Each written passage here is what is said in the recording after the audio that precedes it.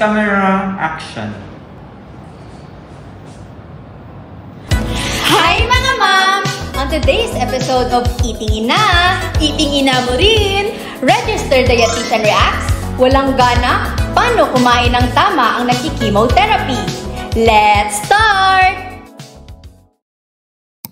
Mahirap talaga ang chemotherapy. Ilang buwan pa lang ako naka-chemo pero hindi lang buhok nawawala, pati gana at panlasa sa pagkain. At kadalasan, ang hirap din lumunok. Oo nga, Dok.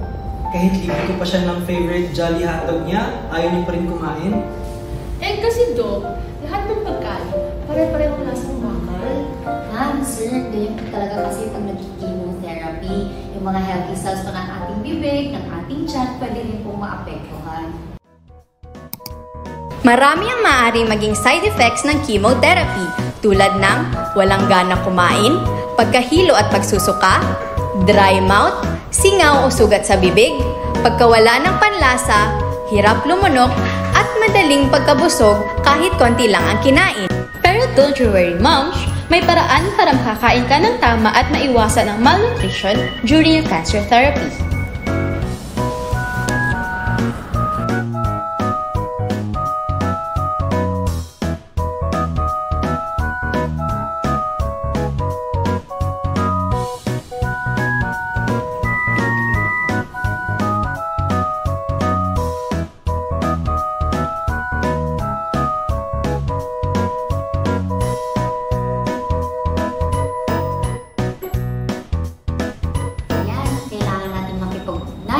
Personal na registered dietitian para ma-personalize ang ating diet plan na aayon sa ating BMI, timbang at treatment stage.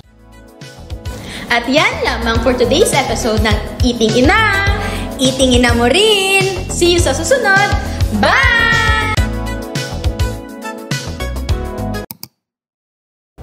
Ako si Cookie, 25 years old. Dati, malusog at malakas ang aking immune system. Pero simula nung nagka-cancer ako at nag-chemotherapy, madali na akong magkasakit. Kaya ngayon, araw-araw akong kumakain ng prutas at gulay upang lumakas ang aking resistensya.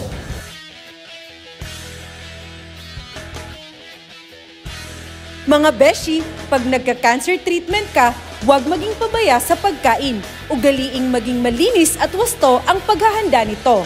Pwede nating sundin ang mga sumusunod na tips. Tip 1. Paghuhugas ng kamay. At least 20 seconds hindi 2 seconds lang.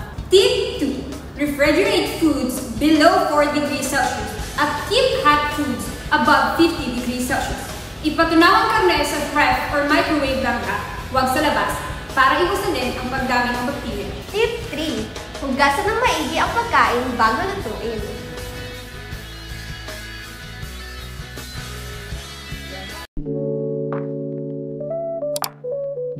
Welcome back to Eating Ina!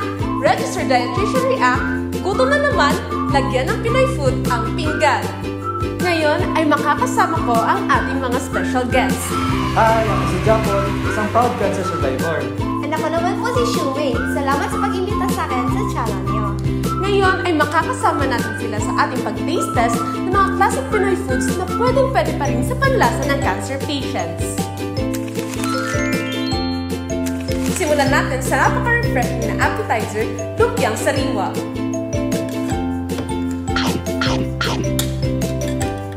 In fairness, napakasimpleng pagkain pero nakakakanang kainin. Dahil di malutong ang balat niya, mas madali itong kainin kaysa sa fried lumpia. At may sariwang gulay pa.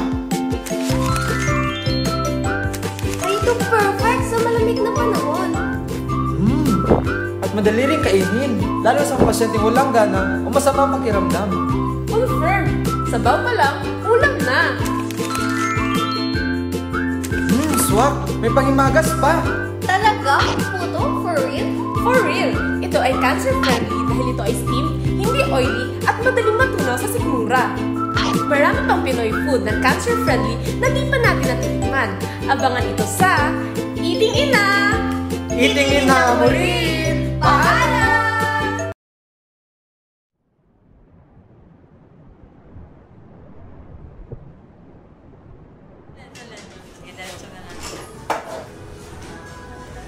What's your name po? Amy Rose Posadas RPH, pharmacist ako. How old are you na po? I am turning 32 this November. When were you diagnosed with cancer? So, unfortunately, I was diagnosed with cancer 2023. First symptoms maybe a day before my birthday. That was November 28, 2023. The diagnosis was given to me December 25 days before Christmas. Ano nga yun ang cancer? It's breast cancer. When did you start nga of your chemotherapy? After my mastectomy. So my mastectomy happened January 2024. February was my first chemo session. 2024, yes. Your diet, how did you adjust it? Food nutrition as a chemotherapy patient. Oh yeah, I love sushi. And grabe, walang raw foods, walang anything na soba. Even konting condiments bawal, seasonings bawal. Lahat bawal. Ewan ko paano siya na-survive, pero bawal. Pero yes, maraming ginawal sa akin. Usually, I had to adjust to getting like fresh, less seasoned, less sodium, less fat, everything. Yes.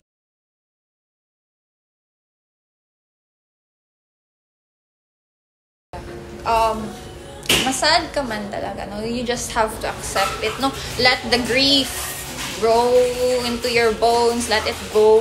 Huwag mo siyang i-keep to yourself. You have to have like a real close sister, a real close friend. Ako kasi, I didn't tell anyone except my family and my friends. Kaya nung nagkasakit ako, lahat silang tanong saan ka napunta. No one actually knew before ko natapos sa chemo ko. After chemo, dyan medyo nag-open up na sa mga tao na I had this, blah, blah, blah. So yeah, but let emotions go through your body. Don't keep it to yourself.